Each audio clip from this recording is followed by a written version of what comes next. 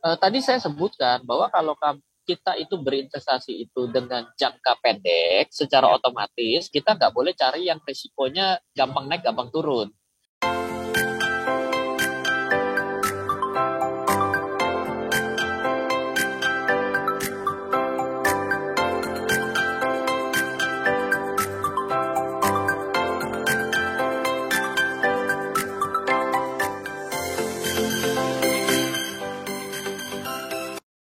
Selamat malam Mas Daril, selamat malam pada seluruh smart listener dimanapun Anda berada.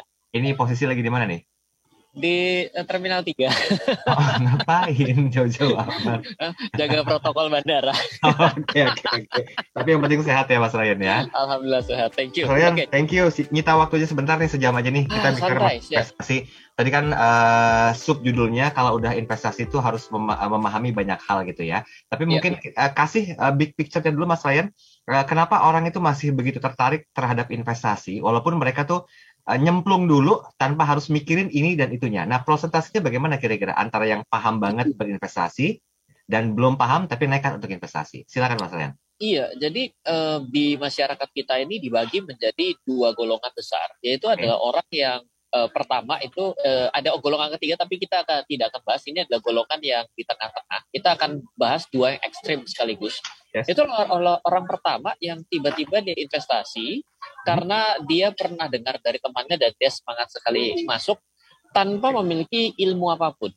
Jadi Yes. ini adalah golongan tadi, adalah orang yang terdorong atau tertarik dan dia masuk karena memang dengan berbagai macam imajinasinya dia nekat saja untuk masuk. Nah, Oke. tapi ada orang kedua, yaitu adalah dia yang begitu takutnya dengan berbagai macam informasi di sekitarnya. Awas lo, yang namanya saham itu judi lo. Awas lo, yang Mhm. namanya kripto itu haram lo. Awas lo, kripto itu tidak ada fisiknya lo. Ya udah Mhm. deh, kalau gitu saya nabung aja deh, saya nggak mau investasi. Jadi ada orang yang akhirnya tidak memutuskan untuk tidak karena dia takut dengan berbagai imajinasi sehingga tidak pernah investasi. Ada Mhm. orang yang masuk tanpa pengetahuan langsung nyebur Oke. dengan modal kenekatan yang memang kondisinya dia bilang kayak kata teman saya, beda nih dia karena masalah teman Oke. nih. Oke. Gitu. Duanya tapi menarik karena dua-duanya berbeda, sangat kontras seperti itu. Yes, yes. Oke, itu golongan-golongannya gitu ya. Tapi kalau secara apa jumlahnya, itu lebih banyak yang mana dari dua golongan yang disebutkan tadi, Mas Ryan? Kalau melihat dari landscape sampai dengan tahun 2019 yang dikeluarkan dari Otoritas Jasa Keuangan, maka dapat kita pastikan bahwa golongan yang tidak berinvestasi dengan berbagai macam ketakutan di Indonesia itu sangat besar. Karena yang mengakses pasar modal di Indonesia itu totalnya kurang lebih sekitar 1% saja. Jadi dari sini kita tahu bahwa masyarakat Indonesia itu lebih biasa dengan kata-kata tabungan karena tingkat orang yang menabung di Indonesia itu sudah mencapai 40% dari tingkat inklusi ya, boleh dibilang ya, yang membuka rekening gitu ya.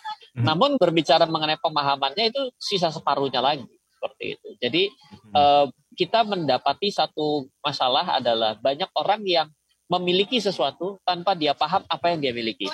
Oke, ini menarik nih. Banyak orang yang memiliki sesuatu tanpa dia paham apa yang mereka miliki gitu ya. Iya, iya Nah, seperti itu. mungkin basicnya pertanyaan berikutnya orang itu akan menanyakan kok bisa ya kayak begitu ya. Nah, coba kasih satu relevansi yang jelas ya Mas Ren. Kok bisa ya seperti itu ya?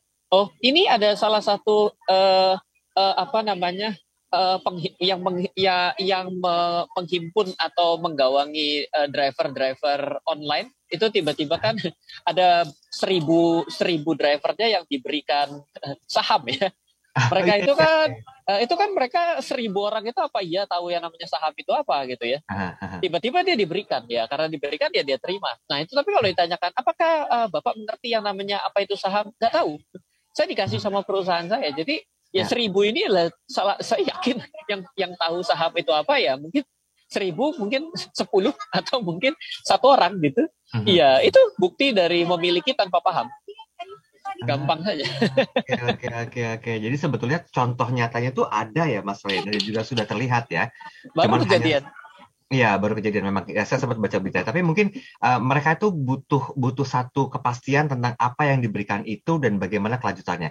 Nah, bagaimana kira-kira agar bisa memberikan satu bentuk penyadaran utuh tentang apa sih ini saham misalnya? Ya.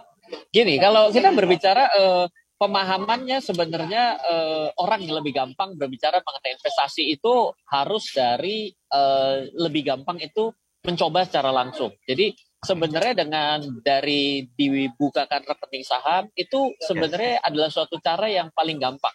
Karena kadang-kadang orang ketika mengikuti teorinya, itu orang akan panik terlebih dahulu. Sama kalau kita ini mau coba untuk tarik uang di ATM gitu ya. Saya mau tarik uang di ATM, coba dibikin dalam bentuk langkah-langkah. Itu mungkin sudah 4 halaman A4 sudah habis itu untuk diketik untuk langkah-langkahnya. Tapi orang akan takut gitu ya. Pergilah ke ATM, bawa kartunya, pastikan cari ATM yang sama dengan yang Anda miliki brandnya. Masukkan PIN-nya. Kalau PIN salah 3 kali, maka nanti akan diblokir. Lalu setelah itu pencet untuk apa yang mau ditransaksikan. Tiba-tiba dia bilang, kok susah sekali ya. Tapi ketika dia datang ke ATM-nya, mungkin tidak sesulit itu. Oh, segampang ini ya gitu ya. Jadi sebenarnya step awalnya sudah benar sih. Dengan caranya adalah nyoba terlebih dahulu, dibukakan itu jauh lebih gampang. Seperti itu kira-kira. Bang mungkin harus mendengar terlalu banyak teori-teori yang masih menggantung ya, masih mengawang-awang ya Mas Ryan ya. Oh, itu buktinya ketika saya melakukan literasi dari Sabang sampai Merauke sampai dengan otoritas jasa keuangan. Itu banyak sekali anak-anak mahasiswa jurusan Fakultas Ekonomi itu yang rasanya dia sudah mendapatkan teori-teori keuangannya, tapi selalu bicara saya takut ini untuk investasi saham, saya takut rugi. Nah, yang hal seperti ini kan sebenarnya ya kita kan tahu bahwa resiko itu ada, ilmunya ada. Namun tetap saja tidak bisa kita kunci 100% tanpa resiko. Hal seperti ini kan artinya ada suatu gap antara praktek dengan teori itu yang tidak ketemu. Dan banyak juga loh ketika kita melihat banyak orang yang teorinya jago, prakteknya nol. Gitu. Makanya banyak orang yang juga akhirnya mungkin rada antipati gitu ya dengan orang-orang yang mengajar ditanya begini, emang kamu beneran kaya? Saya ditanyakan berkali-kali seperti itu. Memangnya kamu punya uang berapa gitu ya? Tapi ketika kita disuguhkan dengan bukti kita memiliki uang berapa dan kita itu punya uang berapa dan seperti apa yang kita punya, nggak taunya seperti yang hari ini lagi ada di Barreskrim. Yang ternyata, nah kan, jadi akhirnya termakan suatu kondisi yang, ini ternyata kaya beneran. Karena kayanya naik pesawat jet tempur tanpa awak, ya kan?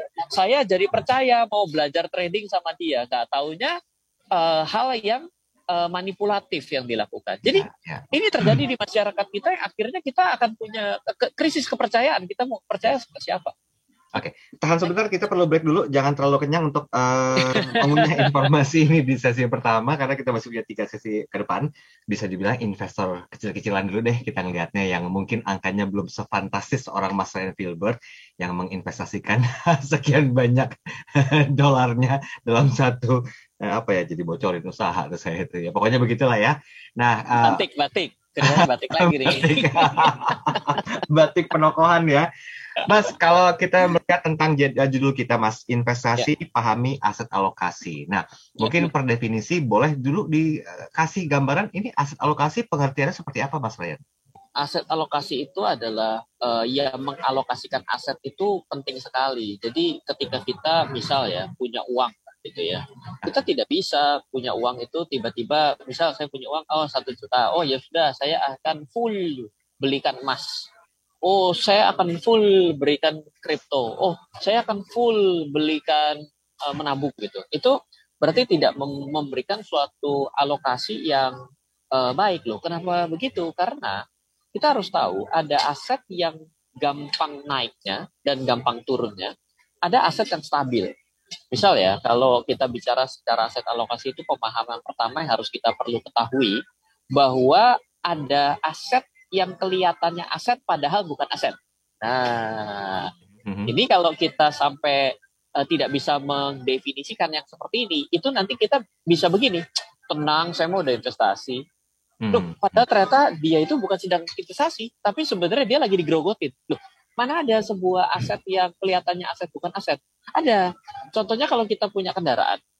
Ternyata kendaraan itu kita beli, terus kita tidak jelas kenapa, tapi kita beli, lalu kita taruh saja di garasi kita atau di depan rumah kita, itu secara otomatis adalah aset yang kelihatannya adalah aset, karena kita tahu ya namanya kendaraan adalah harta, dan itu pun di dalam akuntansi akan masuk ke dalam harta.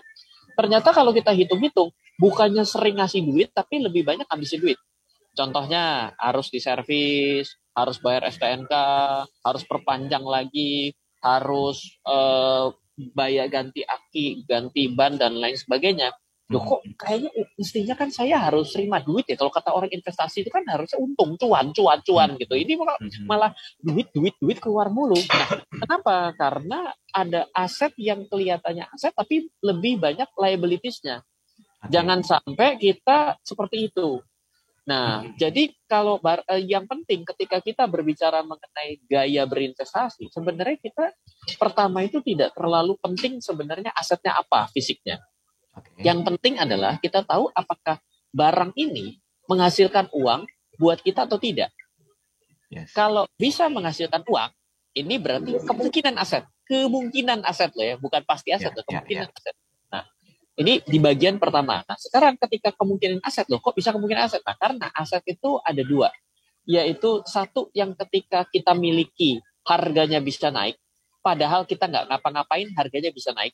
Contohnya emas, ya. Apa contohnya adalah saham, gitu ya. Yang kedua adalah properti juga. Lalu yang kedua adalah kita tidur, uangnya bisa datang.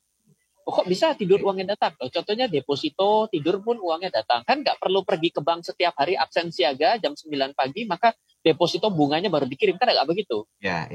Nah, itu adalah yang tidur uangnya datang. Lalu kalau yang tidur uangnya datang selain yang dapat deposito, itu contohnya adalah obligasi masyarakat, obligasi retail Indonesia. Lalu setelah obligasi retail Indonesia, kita bisa dividen dari saham. Lalu selain dividen dari saham, kita bisa juga sewa rental daripada properti, disewakan kos-kosan. Nah, itu adalah aset. Gitu. Nah, jadi setelah kita bisa memilah kelas-kelas aset ini, maka kita bisa mulai melihat, oh ternyata emas itu unggulnya adalah tidur bisa naik harganya. Tapi emas nggak bisa mendatangkan uang ketika tidur. Kenapa? Satu-satunya cara untuk untung dari emas adalah dengan cara dijual. Ternyata kalau saham itu kendaraannya menarik ya. Walaupun tidur harga saham bisa naik, tapi tidur bisa mendatangkan dividen, yaitu adalah mendatangkan uang. Nah, jadi kita bisa memilah nih. Dari sini kita bisa menceklis nih. Yang mana kelas aset yang dimaksud bisa menghasilkan uang dalam tanda tidur ataupun yang harganya naik dalam tanda tidur. Jadi kita udah mulai bisa nih aset alokasi di sini. Oh, saya lebih suka yang tidur pun harganya naik tapi aman. Oh, oke, berarti emas. Oh, saya itu yang penting adalah menghasilkan uang ketika tidur. Tapi saya tidak mau ada risikonya. Ya, senilai 2 miliar, maka Anda taruh di bank, itu boleh dibilang zero risk. Kenapa? Karena ditanggung lembaga penjamin simpanan, tapi menghasilkan uang ketika kita tidur, yaitu adalah bunganya. Nah, dari sini kita sudah mulai bisa memilah dari dua gaya itu. Seperti itu. Tapi begini Mas, ini kan kalau pemahaman mendasar seperti ini kan memang diperlukan ya ketika orang itu baru memulai investasi. Kalau yang sudah expert kan akan bisa mengerti gitu loh. Oh ini asetnya seperti apa, maksudnya investasinya itu bentuk apa dan alokasinya seperti apa. Nah bagi yang belum Mas, selain mungkin wajib memang menyaksikan program perbincangan ini, kemana mereka atau smart listener bisa memahami tentang edukasi-edukasi ini Mas? Apakah memang perlu sering-sering mengikuti sebuah edukasi dalam bentuk seminar kah, workshop kah, yang notabene-nya mungkin kan secara angka fantastis ya, tapi apa media yang bisa dijadikan sebagai pembelajaran Mas Ryan? Loh ini Smart SM jam 6 sore analisa pasar Smart Market Insight dengan Pat Filbert itu sudah setiap minggu loh. Ya, selain itu dan buku-buku Mas Ryan, udah saya sentil tuh bukunya tuh. Nah, tapi kan kalau kita harus di-mention oleh orang lain tuh endorsement tuh lebih mantap jualannya daripada sebutan sendiri gitu. Benar. Ya. Bisa saja. Royalti lah ya 2% ya. Bisa. Coba contohnya misalnya Anda coba pergi ke toko buku hari ini, Anda cari 21 judul buku saya, tapi mungkin tidak perlu harus semua. Yang mana kalau bicara mengenai aset alokasi itu bisa coba baca buku saya Passive Income Strategy. Di mana Passive Income Strategy itu kita membahas mengenai aset alokasinya, mulai dari yang punya uangnya banyak sama uangnya mulai dari seadanya. Jadi dengan dua kondisi ini kan kita selalu ada masalah nih. Misalnya ketika kita bicara, oh saya ini bagus loh properti investment. Ya, tapi perlu uangnya besar. Oh, tapi saya ini nggak punya uang banyak. Oh ya udah, kita mulai dari yang kecil-kecil. Misalnya kita bisa untuk investasi reksadana. Nah itu beda nih dari sini gitu ya. Kita perlu mulai memilah-milah aset tersebut. Salah satunya dengan cara baca buku saya, ataupun silahkan pergi ke kanal YouTube saya. ataupun mau ketemu saya di TikTok tanpa joget ya, kan ke TikTok harus joget. Sekarang juga bisa. Ngajar juga seperti itu. Seperti itu. Nggak mesti pargoy juga ya. Oke, nah pemahaman kayak gini kan memang diperlukan Mas Rene. Ini kan kembali lagi ke tujuan dasar kita berinvestasi. Tapi idealnya tuh apa Mas? Tujuan dasar kita investasi. Sebelum nanti kita bahas tentang poin per poinnya dari aset alokasi yang dimaksudkan di bahasan kita hari ini. Lah, tujuan orang investasi adalah tujuan hidup dia apa? Okay. Yang repot kalau orang nggak punya tujuan hidup. Tergantung dengan visi misi hidup goals mereka berarti ya. Betul. Ya sekarang kalau kita masih hidup 5 tahun lagi dan kita masih hidup 10 tahun lagi dan kita hidup 15 tahun lagi, itu tujuan keuangannya sudah ada di depan mata kita. 5, 10, 15 itu mau apa loh? Yes. Banyak orang yang tidak memiliki perencanaan yang baik dan benar, ya 5 tahun lagi ya terserah mau dibawa kemana, semoga ya kan semuanya masih punya uang ya. Pasti itu akan namanya sudden death. Sudden death apa? Begitu sudah tinggal 5 tahun kurang 1 hari baru pikir ini uangnya masih dari mana gitu kan. Jangan jauh-jauh. Lo kan sekarang anaknya udah mau sekolah, bayar uang sekolah ya gimana lah nanti 1 minggu ke 1 hari sebelum bayar uang pangkalnya. Nah ini berarti sudden death namanya. Ada enggak. Nah itu adalah hidup tanpa perencanaan. Nah itu adalah hal yang salah seperti itu. Jadi yang harus kita lakukan sebenarnya kalau tujuan investasi itu tujuan hidup kita 5, 10, 15 mau kemana. Nah tujuan keuangan dan tujuan investasi kita untuk yang 1 tahun lagi dipakai, yang 5 tahun lagi dipakai, 15 tahun lagi dipakai, itu sebenarnya dari situ pun aset alokasinya berbeda loh. Nah jadi aset alokasi gaya pertama itu kan berdasarkan kita ini kepingin yang tidur dapat duit atau yang tidur harganya naik. Itu metode aset alokasi yang pertama tadi. Nah, aset alokasi gaya kedua itu adalah berdasarkan waktu. Saya perlu uangnya 1 tahun lagi kah? Saya perlu uangnya 5 tahun lagi kah? Saya perlu uangnya 15 tahun lagi kah? Atau saya perlu uangnya 3 tahun lagi kah? Itu bisa beda aset alokasinya. Dan ini kadang-kadang bikin masalah orang. Contoh, wah saya aset alokasi, saya akan investasi saham. Saya dengan Mas Ryan ini kayaknya berapi-api nih, seperti Bung Karno mau mencoba mengedukasi masyarakat mengenai investasi saham. Saya investasi saham untuk kebutuhan uang saya 2 tahun lagi. Ini tidak tepat. Kenapa? Karena investasi saham itu lebih tepatnya dilakukan 5, 10, 15 tahun. Loh, kenapa begitu? Karena saham itu dalam waktu di atas 5 tahun terbukti secara penelitian bisa kita buktikan di market Indonesia, di market Amerika, itu terbukti cenderung memberikan return yang positif. Jadi lucu, ketika jangka pendek dia bisa plus minus, tapi ketika ditarik 5 tahun itu menjadi cenderung plus, kan lucu ya. Orang kan bagi pemula kan kok bisa sih yang tiap hari naik turun, tapi kalau 5 tahun malah cenderung naik ya. Nah inilah pentingnya paham mengenai aset alokasi tersebut. Nah, terdengar lucu kalau kita nggak break nih sebentar lagi nih. Kita break dulu Mas Ryan ya. Terima kasih seperti Anda masih bersama kami dalam program Smart Market Insight bersama dengan Mas Ryan Filbert, dan hari ini kita masih bicara tentang investasi, pahami aset alokasi. Nah ini mungkin bentuk pemahamannya itu bisa Anda dapatkan edukasi dan juga literasinya ya, satu diantaranya dengan program yang sedang berlangsung ini ya Mas Ryan ya. Setiap hari Rabu jam 6 sore bersama dengan Mas Ryan Filbert, sang penokoh batik. Dan bukan ya, salah ya. Siap, kan biasanya kan pakai bajunya batik, ada ininya, ada apa tokoh-tokohnya. Siap. Gitu ya. Karena sekarang lagi etika protokoler katanya. Itu yang pertama. Yang kedua, bisa lewat buku-bukunya Mas Ryan Filbert juga, ada 21 buku dan itu bisa didapatkan di toko buku Gramedia atau toko buku terbesar di kota Anda, dan juga lewat pembelajaran di Instagram ya Mas Ryan ya. Di kanal YouTube bisa, di Instagram bisa silahkan, atau bisa add WhatsApp saya juga, nanti cek di Instagram. Kita suka berbagi informasi yang menarik terkait dengan update ya, terkait dengan dunia investasi di Indonesia. Jadi saya pribadi bukan orang yang melulu bicara mengenai saham. Mungkin memang awal-awal mungkin banyak yang lebih banyak mengenal bahwa Ryan ini seperti sales saham. Saya bukan sales saham gitu ya. Saya ini hanya berbagi mengenai investasi, bahwa Indonesia ini perlu banyak investor. Kenapa? Karena ketika kita investasi saham itu, kita itu membeli perusahaan. Jadi kita memiliki perusahaan. Kalau Indonesia saham-saham perusahaan yang TBK itu tidak kita beli, maka mereka akan dibeli oleh orang asing. Yang artinya adalah ketika perusahaan ini membagikan keuntungan, untungnya akan lari ke orang asing. Nah, jadi kita yang menjadi konsumen, tiap hari kita belanja pakai produk dan layanan dan jasanya, untungnya dibayar ke orang asing. Apakah Anda tidak tergerak secara nasionalisme ketika mendengar cerita itu? Mestinya saya nggak mau dong. Ini Bung Karno sekali ini Eh, semangatnya sih. nih. Poin dong. Motivasinya luar biasa nih. Kaosnya boleh Deddy Kobusya ya, semangatnya dong ya. Oh kan, Om Deddy kan satu alma mater sama saya. Udah, jangan curhat colongan lah. Oke. Iya, Mas Ryan, kita ke WhatsApp ya. boleh. Nih, sebentar tadi sudah ada Monik. Kemana tadi saya baca? Oke. Eh, apa nih? Oh, selamat malam Mas Ryan dan juga Mas Daril. Seru bahasanya hari ini karena memang betul yang dikatakan oleh Mas Ryan tadi, banyak orang yang berinvestasi tapi masih bingung untuk bisa memahami tentang aset alokasinya. Nah, bagaimana Mas agar tidak salah memilih antara dua hal yang tadi sempat dijelaskan oleh Mas Ryan? Saya agak sedikit lupa tapi yang pasti saya ingat adalah titik-titik waktu dan apa yang satunya. Nah, menentukannya bagaimana? Apakah berdasarkan modal yang kita punya atau tujuan kita berinvestasi, Mas Ryan? Nah, kalau saya itu adalah orang yang saya ya.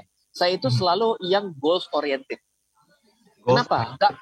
Nggak punya duitnya nggak apa-apa. Tapi kalau goalsnya sudah jelas, kita tahu kalau saya punya duit, saya akan arahkan kemana itu jelas. Contoh begini, saya bilang, saya bagi ya. Contoh saya cerita dari satu hal yang sederhana. Saya dulu itu jauh daripada hari ini, saya ingin mempersiapkan untuk anak saya itu salah satunya adalah asuransi jiwa. Asuransi jiwa itu saya hitungnya beda dengan cara hitung orang lain. Adalah saya berhitung adalah kalau saya meninggal, saya bagaimana saya bisa mempersiapkan untuk anak saya itu uangnya bukan habis dipakai, tapi uangnya itu kalau didepositokan dari pertanggungan asuransinya tersebut, maka secara otomatis dia bisa mendapatkan makan dari bunganya saja, dia bisa untuk hidup. Seperti itu. Nah, goal seperti itu tidak terlalu umum digunakan dan angkanya besar, preminya besar. Itu goals. Dan saya begitu pertama kali dengar nominal bayar preminya, saya kaget. Mahal juga gitu ya. Mimpi saya ngeri juga gitu ya. Tapi saya kejar dan sudah loh, hari ini sudah bisa saya amankan. Lalu yang lain lagi saya bilang, oke, saya kepingin sekali punya aset dari buku-buku saya. Di mana buku ini saya sadar menghasilkan royalti. Saya punya target bahwa nilai investasi nilai daripada aset ini harus menghasilkan sekian baru menjadi worth it buat saya. Saya hitung, ternyata jauh sekali, 40 kali dari apa yang sudah current ada. Oke, bagaimana caranya? Ternyata saya harus membuat buku saya menjadi banyak, kan faktor kali nih, ya kan? Kayak patung, ya kan? Faktor kali dan memberikan nilai tambah. Saya lakukan seperti itu dan hari ini ya lumayan beda-beda tipis lah. Tercapai belum? Beda-beda tipis gitu kan? Karena apa? Karena yang kita lakukan adalah goals oriented. Jadi pertama kali tentukan dulu. Saya ingin punya passive income 1 bulan 10 juta. Gimana caranya saya bisa menghasilkan passive income 10 juta? Nah, antena kita tuh nyala berdiri nih untuk nyari apa yang bisa menghasilkan 10 juta. Ternyata deposito. Wah, ternyata kalau deposito itu saya cocok dengan keamanannya. Tapi masalah utamanya adalah bunganya kecil. Saya berarti harus punya uang yang lebih gede. Nah, kalau saya masih punya uang yang lebih gede, ya secara otomatis saya jadi tahu saya masih ngejar berapa duit kan. Seperti itu. Oke, baik. Terjawab ya Bu Monik ya. Satu lagi dari Pak Cecep. Oke. Mas, idealnya ilmu seperti ini tuh dimulai untuk mempelajarinya itu mulai kapan, Mas? Karena mengingat banyak Mas Ryan Filbert sering mengatakan dimulai sekarang itu startingnya dari nol. Nah, apakah mungkin semasa SMA, mengingat anak saya sekarang itu sudah kelas 2 SMA, dia tertarik sekali untuk menabung. Saya coba bimbing dia untuk berinvestasi. Ini cocoknya diajarin seumur ini. Ini SMA loh, anaknya Pak Cecep loh katanya. Nah, kebiasaan dia itu adalah menabung. Saya coba ajak dia untuk memahami tentang dunia investasi, karena saya berinvestasi di bidang properti, mempunyai kos-kosan dan juga rumah kontrakan untuk siap ini. Nah, bagaimana kira-kira menularkannya? Dari awal saya sudah mengajak anak untuk investasi properti, tapi tidak. Karena memang alasannya dananya cukup banyak. Nah, gimana cara yang pas untuk mempelajari tentang investasi yang berhubungan dengan aset alokasi pada malam hari ini? Silakan. Ini keren ya, Pak Asep ini sudah melakukan. Pak Cecep udah melakukan, mohon maaf Pak, sudah melakukan bagi dirinya sendiri. So yang paling gampang kalau sudah ada role modelnya, itu tinggal paling gampang itu kan tinggal di copy paste ya. Tinggal ajak anaknya, oke, kita lihat, bilang, ini kamu lihat ya, ini tanah ini bagus loh untuk dijadiin kos-kosan. Nah, kalau kamu lihat tanah ini kos-kosan ini harganya sekian. Nanti ayah, bapak nih mau beli, harganya sekian. Oh, mahal sekali. Gak apa-apa, kamu lihat. Kamu punya tabungannya berapa? Misal ya, tanahnya berapa? Kalau udah dibangun semua 1 miliar katakanlah. Saya punya uang 10 juta, gak apa-apa. Kamu kasih 10 jutamu, ini kita miliki bersama ya. 10 juta bagianmu, 990 juta bagianku. Jadi si anak ini benar-benar chip in duitnya, taruh, dan benar-benar dia memiliki dari 10 juta dengan 990 juta, tapi ini sudah seperti patungan sama bapaknya. Yes. Jadi diajak untuk join. Oh, terus setelah jadi, ini harganya kita hitung ya, harga per kamar, per pintu ini kalau yang pakai AC, nggak pakai AC, pakai lapangan futsal, golf, dan kolam renang itu sekian. Kalau ini cuma laundry doang sama untuk kamar mandi dalam sekian. Nah, kita kasih. Biarkan dia ikut jadi pengelola, masuk ke dalam, pricingnya dia bantu atur, toh sudah SMA, bagaimana dia yang menghandle klien, bagaimana dia menghandle masalah, kalau lagi bocor itu tanggulnya bagaimana, kalau bocor. Jadi sudah di-in-charge, karena ketika ada sepersekian persen daripada kepemilikan si anak, tiba-tiba itu dia jadi merasa tahu, karena yang dibutuhkan itu bukan uangnya, yang dibutuhkan itu adalah pengalamannya, experience-nya, use case-nya. Karena apa? Setiap investasi akan ada masalahnya. Coba aja tanya Pak Cecep, berapa banyak masalahnya selama ini sudah memiliki kos-kosan. Apakah semuanya selalu so far so good, tidak ada masalah seperti jalan tol begitu lancarnya? Enggak juga. Yang dibutuhkan adalah proses dan progresnya. Jadi libatkan. Buat sense of belonging-nya ada. Apalagi bapaknya udah tahu, kalau lumayan kalau papanya sudah tahu, ini sudah one step right. Yang repot itu papanya nggak ikut juga, sama-sama nggak tahu. Ini yang repot, karena ini mesti dititipin ke siapa anak saya untuk belajar ini. Itu masalah. Oke. Coba tadi mana si buah cintanya? Sudah kabur. Kabur. Baru saya mau ajak ngomong nih, investasinya apa gitu yang dia jual selain buka bisnis butik baru batik. Oke, Mas Ryan, kita break dulu ya. Tanggung, kita mau lanjutin. Sampai di sesi yang terakhir, sebenarnya dalam program Smart Market Insight bersama dengan Mas Ryan Filbert, kita masih bicara masalah investasi, pahami aset alokasi. Nah, ini sudah mulai jelas terlihat ya. Mungkin kalau perlu dipahami, kalau mau melakukan sebuah bentuk investasi itu ya harus dimengerti ada visi misinya dulu seperti apa, dan alokasinya itu seperti apa gitu. Apakah memang alokasinya cukup menjanjikan atau hanya bersifat konsumtif? Nah, ini juga harus dipahami. Mas, saya mau langsung ke WhatsApp. Ini ada beberapa pertanyaan yang masuk. Siap. Dari siapa nih? Rania. Kalau Bu Rania Arum menanyakan begini, Mas Ryan, bagaimana caranya untuk bisa memahami tentang investasi yang berhubungan dengan properti, Mas Ryan? Menurut saya ini cukup menjanjikan. Tapi apakah aset alokasi juga berpengaruh, Mas Ryan, terhadap berjalannya investasi di bidang properti tersebut? Iya, aset alokasi itu properti sebagai sebuah investasi. Ya, cara paling saya bicara dari segi bahayanya dulu ya, karena semua orang tidak perlu diajarin lah. Ada orang selalu bilang bahwa tanah itu terbatas, harga properti cenderung mengalami kenaikan karena jumlah penduduknya semakin hari semakin banyak di Indonesia. Kita adalah memiliki demografi dengan orang yang mudanya banyak dan lain sebagainya. Itu sudah tidak perlu ditanyakan. Silahkan lihat marketing campaign dari semua properti developer akan begitu gitu. Tapi ada satu hal yang perlu kita tahu, bahwa kelemahan properti itu adalah gampang dibeli, susah untuk dijual.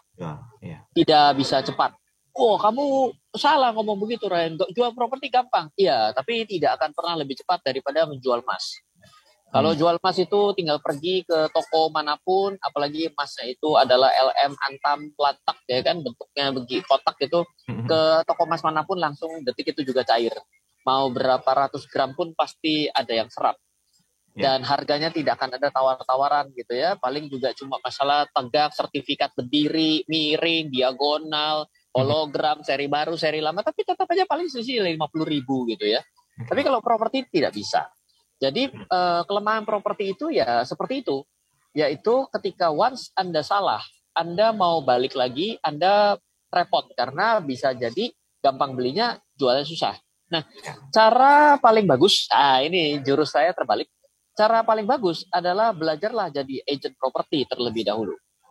Oh, Apa? Agent properti itu harus menguasai aneka know-how mengenai tata cara jual beli properti. yes, yes. Dan kalau jadi agent properti yang benar, harus memiliki sertifikasi. Mhm, Makanya jadilah agent properti agar apa? Tahu daerah yang disebut strategis, mhm, tahu daerah mana yang gampang jual, ya, tahu daerah mana yang belinya gampang, jualnya susah, tahu mana yang daerahnya sengketa, mhm, tahu mana yang pelayanannya untuk daerahnya nggak bagus atau daerahnya rawan. ya, Dengan kita bisa melihat seperti ini, kita jadi lebih memiliki apa ya, intuisi kali ya. Kalau dalam bahasa saya, kalau feeling itu jadi kayak orang penjudi. Intuisi itu sesuatu yang dilatih sehingga kita terbiasa untuk menerima suatu kondisi yang mirip, kita bisa langsung mengambil kesimpulan gitu loh. oke. Kira-kira kayak gitulah yang saya Baik, bisa baik, baik. sampaikan. Ya, ya, terjawab ya. Tadi pertanyaan dari Rani Arum. Kemudian satu lagi, boleh Mas Rian? Boleh. Bentar, tadi ada Mbak mana? Oh, Anissa Aprilia. Kalau Anissa Aprilia menanyakan begini, untuk bisa mulai sebuah investasi itu kira-kira idealnya menyiapkan dana berapa banyak Mas Rian untuk yang masih dalam kategori investasi biasa-biasa saja, dan apa bentuk investasi yang paling cocok juga dengan mempertimbangkan aset alokasi. Oke. Iya, aset alokasi itu bisa berdasarkan tujuan. Mhm, Atau saran saya adalah, biasanya saya sarankan semakin muda seseorang, maka mhm, investasi pada tempat-tempat yang lebih risiko tinggi itu nggak apa-apa. Misal saya baru umurnya 20-an mulai mhm, kerja, ya itu investasi saham untuk beli kripto itu nggak salah. Karena masih muda dan cenderung aset-aset yang berisiko tinggi ini biasanya kalau dilakukan secara teratur gitu ya, dalam 5-10 tahun itu biasanya cenderung mengalami kenaikan, cenderung mengalami apresiasi ya, ya. gitu ya. Nah, lalu kalau ditanyakan mengenai berapa uang minimum, sebenarnya tidak lagi ada minimum pada saat ini. Mhm, mhm, As low as berapapun bisa hari ini.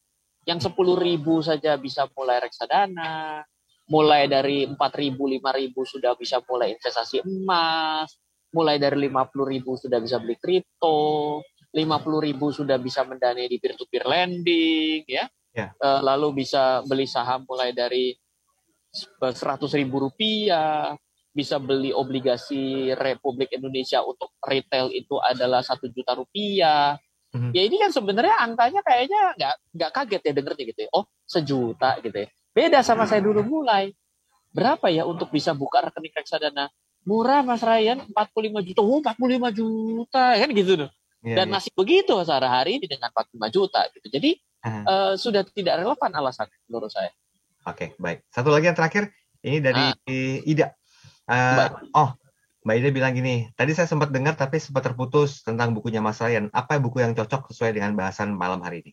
Siap, makasih nih Mbak Ida. Aduh, Tadi saya boleh nggak mau baca sering-sering loh, nih. ini lo nggak ada royaltinya loh.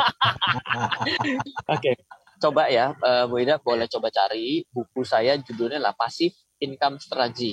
Mhm, Di buku Passive Income Strategy ini kita membahas berbagai macam kelas aset, dan di situ kita kasih tahu plus minusnya, ya, dan kita coba kasih tahu guidance-nya mengenai plus minus dan juga waktu untuk memulainya. oke, Lalu kalau mau lanjut lagi bisa baca buku Investor Blueprint. ya, Jadi investor blueprint itu kita bisa melihat kondisi apa, maka investasi apa yang lebih cocok. Kan mhm, mhm. kita ada kondisi-kondisi tertentu ya, misalnya Betul. COVID, ya, lalu ada kenaikan harga crude oil, lalu juga ada perang, lalu Mhm, ada bencana dan lain. Itu akan mempengaruhi kondisi investasi yang lebih tepat. ya, Inflasi yang naik itu ada sesuatu yang lebih diuntungkan dan investasi yang lain lebih dirugikan. Itu mhm, selalu akan begitu cara cara pemetaannya. Jadi mau orangnya ganti, instrumen investasi itu sebenarnya bukannya selain Bitcoin ya, itu tidak ada sesuatu yang begitu signifikan berubah gitu. Jadi kita sebenarnya bisa dengan gampang kok. Iya, bahkan dalam keadaan liburan pun tetap bisa trading saya. Tadi ya. wah ini udah turun nih harga euro ya, saya udah lihat 1,06 ya. Kita langsung dengan gampang untuk entry position. Dah hari ini sudah sedemikian gampang ya kok. Oke, baik. Ini saya coba cek dulu apakah masih ada pertanyaan. Sepertinya tidak, Mas Ryan. Jadi mungkin Iya, ini pas 3 menit terakhir kita ambil konklusi perbincangan, karena kalau mendengar dari apa yang disampaikan Mas Ryan ini kan cukup banyak yang menjadi sebuah perhatian gitu ya. Tapi mungkin kita persingkat saja Mas Ryan, kalau memang betul investasi itu perlu dilakukan dan juga sebagai sebuah keharusan, bagaimana memahami aset alokasinya? Silakan kita review Mas Ryan. Iya, memahami aset alokasi itu yang paling gampang itu sebenarnya dari tujuan. Ketika tujuannya itu jangka pendek, maka secara otomatis aset alokasinya langsung bisa kita cari yang memiliki risiko lebih rendah. Ketika kita mengambil aset alokasinya yang lebih panjang, maka secara tujuan jangka panjang, maka kita bisa mengambil aset-aset yang berisiko lebih tinggi, misalnya seperti saham. Lalu kalau misalnya kita mulainya dari usia yang lebih muda, secara tidak langsung kan tujuan keuangannya lebih panjang ya. Yeah. Nah, secara otomatis juga kita bisa pilih untuk yang aset-aset yang lebih memiliki risiko lebih tinggi. Lalu kalau kita ternyata membutuhkan suatu fixed income, suatu kepastian bahwa bulan depan harus punya duitnya setiap bulan, maka kita secara tidak langsung akan mencari aset alokasi pada instrumen yang memberikan return yang pasti. Oke, so yang pasti ketika kita bisa menentukan dengan baik tujuan kita, itu kita jadi lebih gampang nyarinya. Itu sama kayak kita ini, anggap saya ini seperti seorang dokter ya. Aduh Mas Ryan, saya sakit. Iya, kamu sakit di sebelah mana? Kita harus tahu dulu sakitnya. Oh, saya sakitnya di lengan kiri. Oh, oke, gitu ya. Nah, sama. Mas Ryan, saya ini punya tujuan keuangan. Itu sebenarnya kayak seperti sesuatu yang harus kita cari solusinya gitu. Nah, tujuan keuangannya apa? 10 tahun lagi. Nah, itu kita lebih gampang untuk mencari, dimulai dari tenggat waktu yang ada, kita bisa lebih gampang untuk nyarinya. Kadang-kadang nggak perlu modal yang besar kok untuk memulai. Yang penting adalah kita memulai seperti itu. Oke. Mas, mohon maaf, ini ada satu pertanyaan yang masuk di YouTube. Boleh singkat saja? Boleh. Pak Yahya Ginting, mohon maaf Pak, saya baru melihat pertanyaan Anda. Selamat malam Pak Ryan, izin bertanya bagaimana menentukan aset yang akan dibeli berdasarkan tujuan pembelian aset? Dan bagaimana kita memilih tempat yang aman untuk pembelian aset? Silakan, singkat saja Mas Ryan, 2 menit terakhir. Saya langsung blank dengan pertanyaan ini karena luas sekali. Tapi tadi saya sebutkan bahwa kalau kita itu berinvestasi itu dengan jangka pendek, secara otomatis kita nggak boleh cari yang risikonya gampang naik, gampang turun. Ya. Jadi jelas tuh jangka pendek kurang dari 1 tahun tiba-tiba beli kripto itu lebih banyak unsur spekulasinya. Okay. Tapi kalau kita misalnya untuk 1 tahun, contohnya apa? Mungkin deposito, reksadana pasar uang, itu bisa. Peer-to-peer lending, bisa. Peer-to-peer lending resiko, iya, tapi kan return-nya lebih gede. Secara otomatis seperti itu. Lalu ketika kita sudah bicara mengenai investasi 5 tahunan, apakah kripto boleh? Boleh. Saham boleh. Kalau deposito enggak tepat. Kalau deposito yang dengan 5 tahunan itu untuk uang yang terbatas, nanti kita akan lebih banyak ruginya. Kalau uangnya cuma 1 juta, 2 juta, tidak terlalu tepat di situ. Gitu. Jadi kita mulailah dengan tujuan waktunya. Setelah itu kita bisa kita mengkotak-kotakan dengan risiko tinggi dan risiko rendahnya, kita akan ketemu pairing-nya apa, jodohnya apa, seperti itu. Oke, baik. Semoga terjawab ya. Tadi ada Pak siapa, saya lupa namanya. Pak Yahya, mohon maaf ini saya baru lihat pertanyaannya, tapi semoga terjawab. Dan terima kasih Mas Ryan malam hari ini. Selamat menyambut protokoler yang akan segera datang dengan etika-etikanya. Dan terima kasih untuk Anda semua yang sudah bergabung. Nantikan perbincangan kami di perjumpaan yang berikutnya. Terima kasih banyak dan selamat melanjutkan. Halo, terima kasih sudah menyaksikan video di RF Channel on YouTube. RF Channel adalah channel edukasi untuk kita secara bersama-sama belajar dan mendapatkan aktualisasi mengenai investasi, keuangan, dan bisnis bersama saya, Ryan Filbert, dan tim. Add nomor WhatsApp saya di 0895 07 08 0789 0895 07 08 0789. Download aplikasi MyRF di Android atau iOS untuk mendapatkan artikel dan tema-tema khusus mengenai edukasi investasi, keuangan, dan bisnis pada aplikasi MyRF sekarang juga. Setiap bulan, saya bersama dengan tim memiliki kelas, mulai dari belajar trading dengan analisa teknikal, yang strateginya bisa Anda terapkan pada seluruh market, mulai dari saham, forex, hingga cryptocurrency, atau kelas investasi saham bernama Fundamental Camp. Untuk mengetahui kelas lainnya dan bertanya mengenai kelas, hubungi tim sekarang juga di 0852 882 6187. Sekali lagi 0852 882 6187. Semoga terus bermanfaat. Dari saya Ryan Filbert, salam investasi untuk Indonesia.